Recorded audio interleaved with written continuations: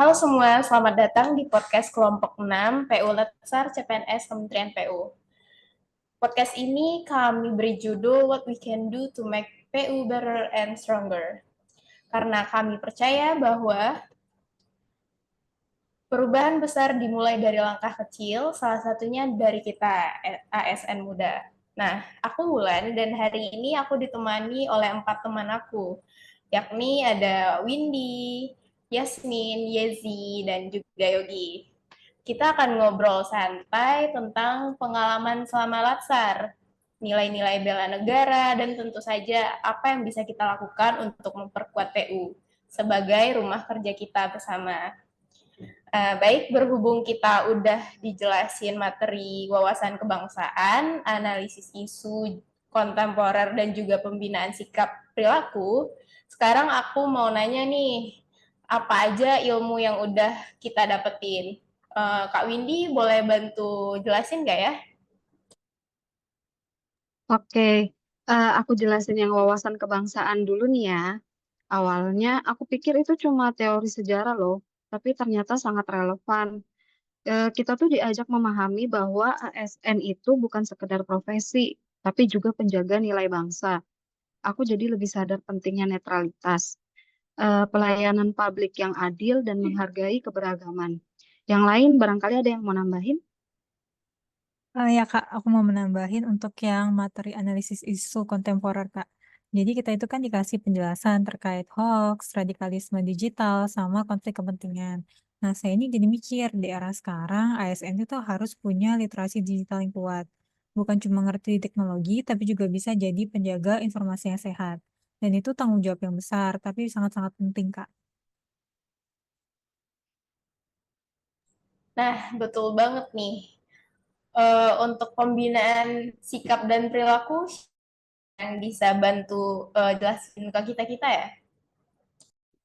Boleh deh aku yang nambahin yang terkait materi tentang pembinaan sikap dan perilaku.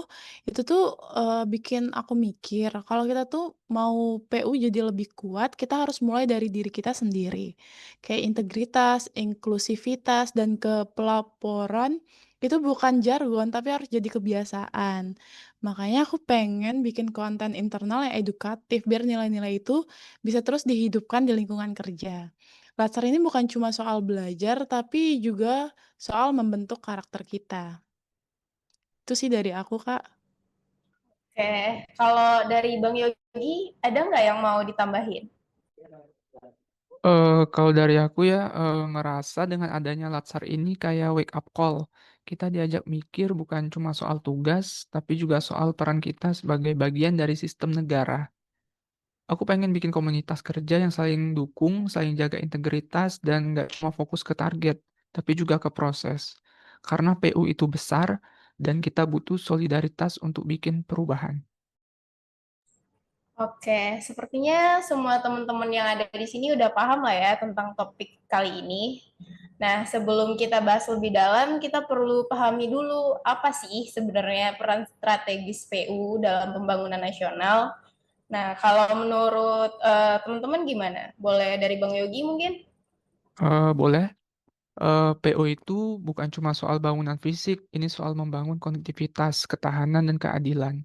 Dari jalan, jembatan, irigasi, sampai sanitasi, semuanya menyentuh kehidupan masyarakat. Tapi yang sering dilupakan, PU adalah pelayan publik. Tugasnya bukan hanya membangun, tapi memastikan pembangunan itu adil, inklusif, dan berkelanjutan. Aku setuju sih sama Bang Yogi. Dan peran sosial PU itu sangat penting. Saat bencana alam nih misalnya, tim PU pasti sering jadi garda terdepan, memulihkan akses, membangun hunian sementara, bahkan menenangkan warga. Jadi PU bukan hanya teknis, tapi juga humanis. Kita bicara empati dalam desain dan respon. Jadi kita juga harus jujur juga soal tantangannya. Banyak proyek PU itu yang terhambat karena birokrasi yang berbelit. Terus kayak koordinasi antar lembaga juga lemah. Terus praktik korupsi yang masih terjadi. Jadi reformasi sistemik itu bukan pilihan tapi keharusan. Jadi kita tuh butuh sistem yang transparan, akuntabel dan berbasis data.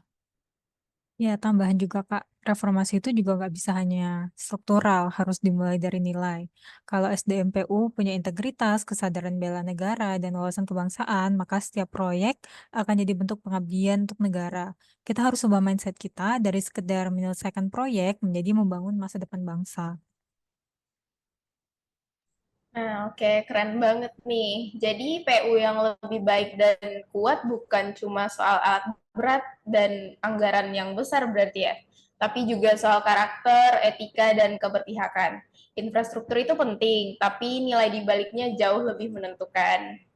Nah, setelah kita mengenal PU sebagai pelayanan publik, sekarang kita masuk ke pertanyaan mendasar. Bagaimana PU bisa bekerja dengan arah yang benar? Kak Windy, kamu sebelumnya pernah menyebut istilah algoritma kebangsaan. Nah, dalam konteks pembangunan, bisa nggak jelasin lebih dalam? Oke, Kak. Algoritma kebangsaan itu semacam pola pikir atau sistem nilai yang memandu setiap keputusan pembangunan. Di PU, di PU ini berarti kita hanya membangun infrastruktur, bukan berarti kita hanya membangun infrastruktur, tapi juga membangun keadilan. Misalnya ketika merancang jalan, kita harus bertanya, apakah ini membuka akses pendidikan? Apakah ini memperkuat konektivitas antar wilayah tertinggal? Itu, Kak. Menarik sih apa yang dikatakan oleh Windy. Tapi tantangannya adalah bagaimana menerjemahkan nilai-nilai itu ke dalam dokumen teknis seperti dokumen DED. Di sana ada gambar, ada RAB, ada SOP juga, ada spesifikasi teknis. Itu seringkali kaku dan tidak memberi ruang untuk pertimbangan sosial. Tapi aku rasa itu bisa kalau diatasi kalau kita mulai dari perencanaan partisipatif sih Bang. Kayak libatkan masyarakat sejak awal, kayak bukan hanya soal sosialisasi. Terus algoritma kebangsaan itu harus hidup dalam proses, bukan hanya dalam visi. Terus jangan lupa soal transparansi, Kak. Algoritma yang baik itu harus bisa diaudit. Kalau masyarakat bisa melihat dan memahami logika pembangunan, maka trust akan tumbuh. Kita perlu dashboard publik yang menjelaskan kenapa satu proyek itu diprioritaskan dan bagaimana juga dampaknya. Oke, jadi algoritma kebangsaan di sini bukan soal teknologinya doang ya, tapi juga soal arah moral pembangunan. Nah, Kak Windy, kalau algoritma ini diterapkan dengan konsisten, apa dampak jangka panjangnya ya kira-kira? Nih, dampak jangka panjangnya itu ya Kak, kita akan punya PU yang bukan hanya efisien, tapi juga berkeadilan. Infrastruktur akan menjadi pemersatu bangsa, bukan pemicu ketimpangan. Kalau boleh nambahin juga, SDMPU akan bekerja bukan karena target semata, tapi karena panggilan nilai. Itu yang bikin institusi menjadi lebih kuat. Oke, nah sekarang kita lanjut ke segmen yang seru nih, mitos dan fakta ASN muda. Jadi di sini aku akan bacakan beberapa pertanyaan dan teman-teman boleh bantu jawab itu mitos atau fakta ya. Siap semua? Oke, siap, Kak. Ya, Siap, Iya, Kak. Oke, aku masuk ke pertanyaan pertama ya, yaitu ASN muda itu nggak bisa bikin perubahan. Gimana tuh? Bisa bantu nggak Kak Windy jawab? mitos sih kalau kata aku. Kita justru punya energi dan perspektif baru kan? Iya, setuju mitos sih, Kak. Kita bisa jadi penggerak inovasi kalau kita tuh diberi ruang. Terus kita juga bisa mulai dari hal kecil, karena perubahan itu bertahap.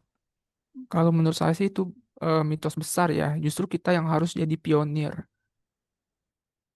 Oke, jadi mitos ya. Aku lanjut ke pertanyaan kedua deh, yaitu bela negara itu cuman urusan militer. Gimana? Mitos atau fakta? Mitos sih, Kak, kalau kata aku. Bela negara itu kan soalnya sikap dan kontribusi ya, Kak. Betul, Kak. Karena ASN yang jujur dan melayani dengan empati juga sedang bela negara. Setuju sih, kita kan bela negara juga lewat integritas kerja. Bahkan menjaga etika di kantor itu bagian dari bela negara. Oke, jadi semuanya setuju mitos ya. Aku lanjut ke pernyataan yang ketiga. Nilai-nilai kebangsaan itu nggak relevan di dunia kerja. Gimana? Wah, itu mitos banget sih, Kak. Justru itu fondasi budaya kerja kita. Kalau kita nggak pegang nilai, kerja kita bisa kehilangan arah loh. Bener Kak, soalnya nilai itu kan yang bikin kita beda nih dari sekedar pegawai. Iya, itu relevan banget. Tanpa nilai kita nggak punya identitas. Oke. Baik dari refleksi dan segmen tadi, kita semua punya semangat yang sama. Kalau dirangkum, apa sih aksi nyata yang bisa kita lakukan untuk bikin PU lebih baik dan kuat? Bisa bantu jelaskan? Kayak bangun budaya kerja yang sehat dan inklusif, itu mulai dari komunikasi yang terbuka, saling menghargai juga, dan tidak diskriminatif sih, Kak. Terus kampanye internal tentang etika digital dan anti hoax juga bisa Kak, bisa lewat konten ringan, poster atau sesi diskusi. Terus jadi role model kecil-kecilan kayak disiplin waktu, jujur dalam laporan, dan peduli sama lingkungan kerja juga bisa loh. Bikin komunitas kerja yang saling dukung juga bisa. Kalau ada yang mulai goyah, kita ingetin. Solidaritas itu kekuatan. Oke. Nah, sebelum kita tutup nih, aku mau ajak teman-teman untuk membayangkan, misalkan PU di masa depan itu seperti apa sih yang teman-teman impikan? Kalau aku sih PU yang transparan ya, melayani dengan hati dan dipercaya masyarakat. Kalau saya sih pengennya PU yang adaptif Kak, digital friendly, tapi tetap menjunjung tinggi nilai kebangsaan juga. Kalau dari aku sih pengennya PU yang jadi rumah kerja yang aman, inklusif, dan penuh inovasi. Kalau dari aku, PU yang kuat itu karena ASN-nya saling jaga, saling dorong, dan saling belajar. Oke, jadi semua itu bisa dimulai dari kita ya, dari sikap dan aksi serta semangat di Latsar ini. Baik, terima kasih buat teman-teman semua, buat Kak Windy, Kak Yasmin, Yezi, dan Bang Yogi. Podcast ini semoga bisa jadi pengingat bahwa ASN muda punya peran besar untuk membangun bangsa, bukan lewat pidato, tapi juga lewat sikap dan aksi nyata. Nah, buat teman-teman pendengar, yuk mulai dari diri sendiri, karena PU yang lebih baik dan kuat dimulai dari ASN yang berani berubah. Sekian, terima kasih.